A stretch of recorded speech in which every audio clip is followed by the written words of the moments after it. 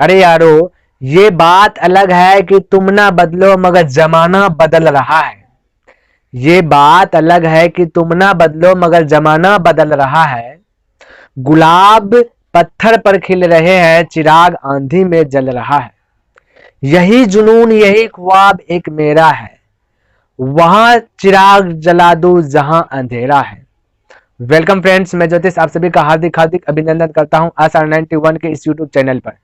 मेरे प्यारे साथियों, पिछले क्लास में आप सीख रहे थे टाइप 1 सेक्शन सी के टाइप 1, उसमें करीब करीब 33 क्वेश्चन का अध्ययन कर चुके थे। आज आप सीखेंगे टाइप 2। टाइप 1 में आप सीखे कैलकुलेशन। इस क्लास में टाइप 2 में भी आप कैलकुलेशन ही सीखेंगे। तो प्यारे साथियों, इसको अच्छी प्रकार से लर्न कर लीजिए, क्योंकि कैलकुलेशन सीखने के बाद जब आगे बढ़िएगा तो इसी से रिलेटिव जो है आपको देखने के लिए मिलेगा। इसलिए इसको आप अच्छी तरीके से लर्न कर दें। तो प्यारे साथियों, आप सभी स्वस्थ रहें, आप सभी हेल्थी रहें, आप सभी के हर एक मनोकामना को ईश्वर पूर्ण करें। तो क्लास को आगे बढ़ाते हैं। तो देखिए, आपका 33 तक समाप्त हो चुका था। आज टाइप 2 की ओर बढ़ेंगे। तो टाइप 1 खत्म हुआ, तो जाहिर सी बात है टाइप 2 में टाइप 1 से थोड़ा सा हटके मिलेगा। तो बस आपको समझना है कि कैलकुलेशन पार्ट है। अब देखिए 34 नंबर प्रश्न में देखिए क्या कहता है कि 1:2:3 का वर्गानुपात 1:2:3 का वर्गानुपात, वर्गा का अनुपात यानी वर्ग का अनुपात। तो वर्ग को इंग्लिश वर्ड में बोलेंगे स्क्वायर। तो स्क्वायर करके उसका अनुपात बताओ। तो वर्गा अनुपात का मतलब हुआ स्क्वायर, ठीक है। तो स्क्वायर स्क्वायर यानी पावर 2 करना है। वर्ग का मतलब पावर 2, घन का मतलब क्यूब, क्यूब यानी 3, तो पावर 3 कर देना है, ठीक है। तो वर्गा अनुपात तो पावर 2। यदि वर्ग मूला अनुपात पूछेगा तो उस पर से पावर हटा देना, यानी कि 2 खंड करना। तो पहले इसको सीखे। तो कहता वर्गा अनुपात, इस सभी पे वर्ग कीजिए। तो 1 का वर्ग, 2 का वर्ग, 3 का वर्ग। तो 1 का वर्ग यानी 1 को 2 बार लिख के गुना कीजिए तो 1 आएगा। 2 को 2 बार लिख के गुना कीजिए, 2 गुना 2 तो 4 आएगा। 3 को 2 बार लिखे, तो ऐसा नहीं कि 3 गुना 2, तो तब तो गलत हो जाएगा। पावर का मतलब है जिसपे पावर है उसी को 2 बार लिखो। तो 3 पे पावर है 2, तो 3 को ही 2 बार लिखे, तो कितना हो जाएगा 9। तो आपका आंसर तो आ गया 1:4:9, ठीक है प्यारे साथियों। यानी कि वर्गा अनुपात वर्ग करके बतला दो, अनुपात में जो भी आया तो इस प्रकार से आप कर लीजिए। अब वर्ग मूला अनुपात कहेगा तो उसका वर्ग जो है कि यानी कि रूट में डाल देना है, 2 का जोड़ा लगेगा, उसको बाहर निकाल लेना, बस यही करना। आपको कहा देता है कि 1, 4, 9 का वर्गमूला अनुपात निकाले। ये तो हो गया वर्ग अनुपात, हो गया वर्गानुपात, ठीक है। ये वर्गानुपात हो गया। तो इसका वर्ग करके निकाले, आंसर हो गया, इसका आंसर आ गया। यही आपका बोल देता है इसका वर्गमूला अनुपात निकालो, वर्गमूलानुपात। तब आपको क्या करना था, वर्गमूलानुपात कहेगा तो इससे ऊपर चल जाना। बोले 1 का बाहर निकलेगा तो बोलेगा 1 होगा। बोले 4 का बाहर, 4 में 2 को पेयर लगना चाहिए, यानी कि 4 को जब तोड़िएगा तो बोलेगा 2 2 में तोड़ सकते हैं। तो 2 का जोड़ा लगेगा तो आपका हो जाएगा वर्गमूलानुपात में प्रकट हो जाएगा। तो बोलेगा 4 का वर्गमूलानुपात, तो बोलेगा 2। 9 का पूछ देगा तो बताते 3। इस प्रकार से आप आंसर बता देते, यानी कि वर्गा अनुपात पूछा तो वर्ग करके बोल देना है, वर्गमूला अनुपात पूछा तो वर्ग उतार के बोल देना है, आपका आंसर आ जाएगा। क्लियर है प्यारे साथियों। तो इस प्रकार से अभी हालांकि वर्ग अनुपात पूछा, वर्गानुपात तो 1:4:9 आपका आंसर है। अब आगे देखिए, कुछ नहीं है, सिर्फ आपको हैबिट बनाना है। क्या चीज पूछ रहा है, कैसे बनेगा, इस चीज को समझना, और बस आपसे फिर बनने लगेगा। क्योंकि वर्गानुपात, वर्गमूला अनुपात, घनमूला अनुपात, घनानुपात इस प्रकार से मिलेगा तो आपको समझना होगा। मिश्रित अनुपात, टोटल चीज को समझ लीजिए, प्रश्न पे भी कुछ अभ्यास कर लीजिए, उसके बाद आगे बढ़ेंगे तो ऑटोमेटिक आपसे हल होने लगेगा, ठीक है। तो चलिए अब देखिए 35 का था वर्गानुपात, तो 35 तो बना ही लीजिएगा वर्गानुपात। अब देखिए 36 में कहता है वर्गमूलानुपात। वर्गमूलानुपात अभी हम बतलाए कि वर्गमूलानुपात कहेगा तो उसका वर्ग को उतार लेना है, यानी दो को का पेयर बनाना है, दो को का जोड़ा लगेगा, उसको एक बना करके आंसर बता दे। तो देखिए क्या कहता है, तो मतलब 4 9 16 का वर्गमूलानुपात, 4 9 16 का, तो बताए 4 का वर्गमूल बोलिएगा 2, उल्टा करके 2 का वर्ग 4, 4 का वर्गमूल 2, बोलिए 9 का वर्गमूल बोलिए 3, 3 का वर्ग तो 9। लेकिन प्यारे साथियों आपको याद रख लेना चाहिए कम से कम मैक्सिमम 40 तक का वर्ग आपको याद रख लेना चाहिए। तो इस प्रकार से आपका बन गया। अब देखिए 37 नंबर तो बस वर्गमूलानुपात पूछ रहा है। 38 नंबर भी कुछ नहीं, 38 नंबर भी आप बना लीजिएगा, कहता घनानुपात का था, तो 38 नंबर भी बतला देते हैं। घनानुपात का रहा है, यानी 1 3 और 4 का क्या कर रहा है, घनानुपात।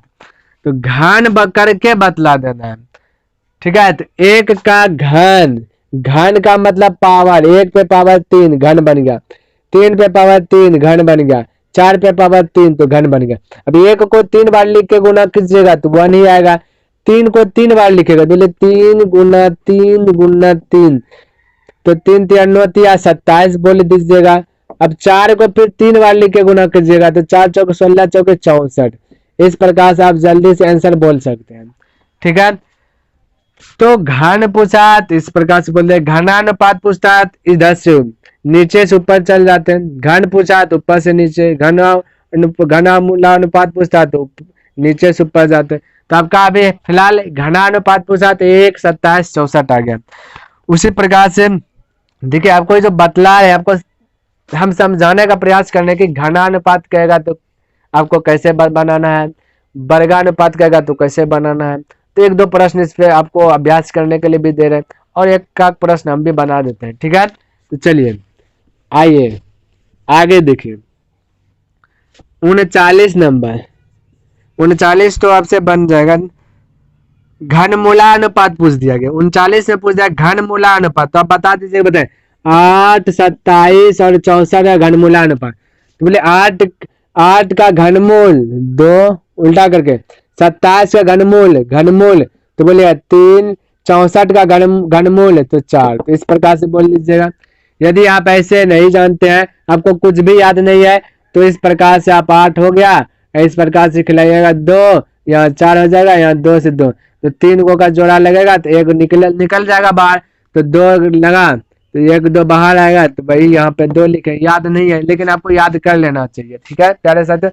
कम से कम घनमूल आपको याद रखना चाहिए 25 तक।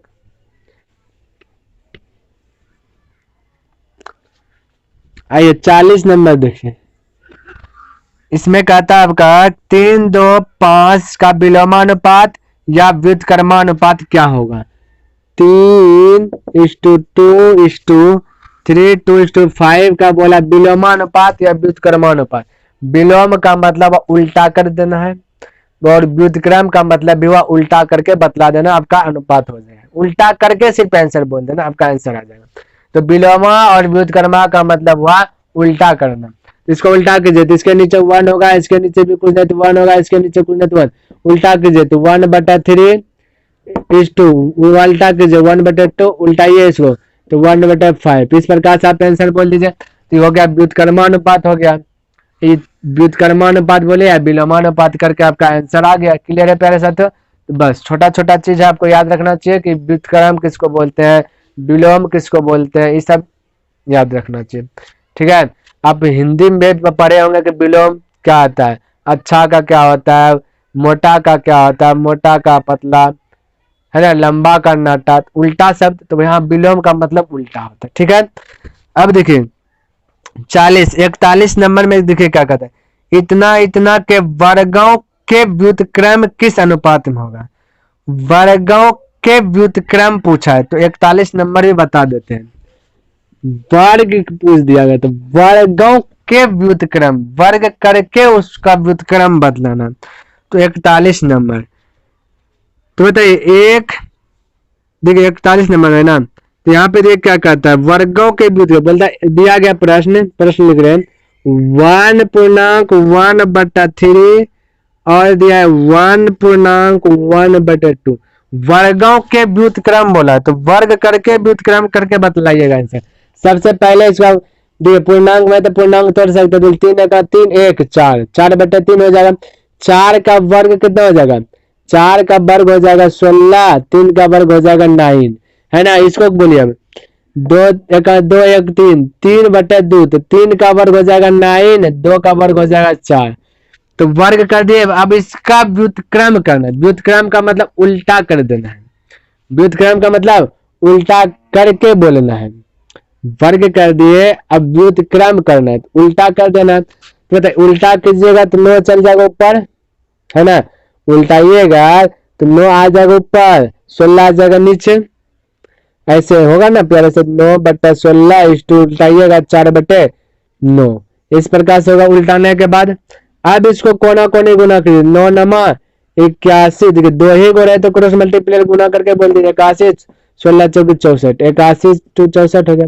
तो वर्ग करके उल्टा दिए और आंसर आ गया। तो 2 ही गो है तो क्रॉस मल्टीप्लाई गुना कीजिए, ऊपर ऊपर गुना कीजिएगा तो ऊपर में लिखाएगा ना 9 में 81, तो ऊपर इसको देखिए, इसको अनुपात का मतलब होता है बटा, इसको हटाइएगा तो 81/64 होगा, या ऐसे लिख दीजिए अनुपात करके, तो इस प्रकार से। तो 9 नमा 81 और 16 चौके 64 होगा। तो वर्ग करके व्युत्क्रम किया यानी उल्टा दिया, तो आपका आंसर इस प्रकार से आ गया 81/64।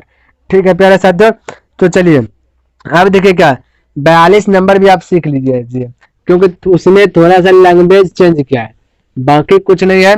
42 देखिए क्या कहता है, 42 में कहता है कि 2:3 ब्रैकेट बंद, फिर कहता है कि 6 5 6:5 फिर ब्रैकेट बंद, फिर कहता था 10:9 10:9, इस प्रकार से दिया गया। और कहता है का मिश्रित या जटिल अनुपात, मिश्रित या जटिल अनुपात याद रख लीजिएगा, इसको मेमोरी में सेव कर लीजिए। मिश्रित या जटिल अनुपात की बात करें तो उस कंडीशन में क्या करना है, जब मिश्रित और जटिल अनुपात की बात करें तो आपको क्या करना है कि फर्स्ट टर्म को फर्स्ट टर्म के साथ गुना कर लेना है और लास्ट टर्म को लास्ट टर्म के साथ गुना करके आंसर बतला देना है। तो बोलिए हुआ आपका फर्स्ट, इस घर में ये वाला फर्स्ट हुआ, ये घर में ये वाला फर्स्ट हुआ, तो फर्स्ट को फर्स्ट के साथ गुना कीजिए, लास्ट को लास्ट के साथ गुना करके आप आंसर बतला सकते हैं। ठीक है, तो बोलिए कीजिए 2 6 12 12 ढांगा 120, अब इधर गुना कीजिए 3 5 15 15 9 35 7 से, अब कटाइए 15 से कट जाएगा ना, 15 से कट जाएगा, 15 8 20 से 15 9 35 7, इस प्रकार से बोलिए। तो याद रखिएगा जब मिश्रित अनुपात पूछे या जटिल अनुपात पूछे तो फर्स्ट को फर्स्ट के साथ गुना और लास्ट को लास्ट के साथ गुना करके आंसर बतला देना है। ठीक है प्यारे साथियों, तो आप समझ चुके हैं मिश्रित अनुपात और जटिल अनुपात के प्रश्न को कैसे हल करना है।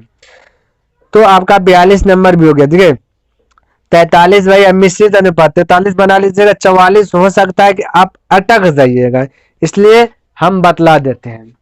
अब देखिए, अब चलिए 44 नंबर है, क्योंकि एक्स वाई जेड इस प्रकार से करके दिया गया है तो थोड़ा सा कंफ्यूज में डाल देगा आपको, क्योंकि इसमें व्युत्क्रम और मिश्र अनुपात दोनों दिया गया है।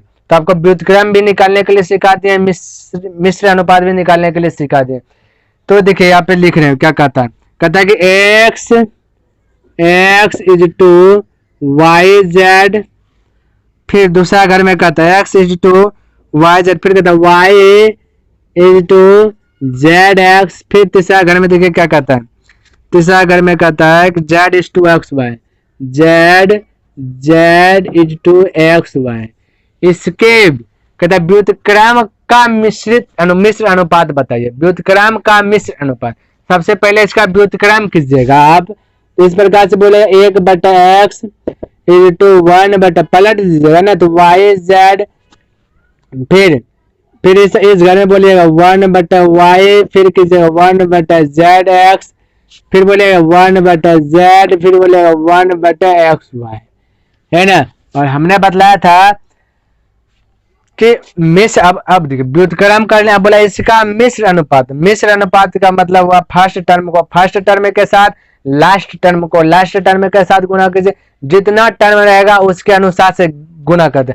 अब 3 टर्म रहता है, बोले फर्स्ट टर्म को फर्स्ट टर्म के साथ, बीच वाला टर्म को बीच वाले टर्म के साथ, लास्ट वाले टर्म को लास्ट वाले टर्म के साथ, इस प्रकार से गुना करते। तो यहाँ बोले फर्स्ट टर्म को फर्स्ट वाले के साथ गुना कीजिए, लास्ट वाले टर्म को लास्ट वाले के साथ गुना कीजिए। तो यहाँ पे देखिए इस घर में फर्स्ट ये वाला है, इस घर में फर्स्ट ये वाला है, इस घर में फर्स्ट ये वाला है, तो गुना कीजिए एक्स एक्स गुना वाई, देखिए है ना, यहाँ पे देखिए ये वाला घर में फर्स्ट, ये वाला घर में फर्स्ट, ये वाला घर में फर्स्ट, तो एक्स गुना वाई गुना जेड, तो क्या आ जाएगा 1/x y z is to last वाले के साथ गुना कीजिए, तो 1/y z, यहाँ पे लिख रहे हैं वाई जेड गुना जेड एक्स, लिख देते हैं जेड एक्स, फिर गुना जेड, यहाँ पे एक्स, यहाँ पे है ना एक्स गुना एक्स वाई, है ना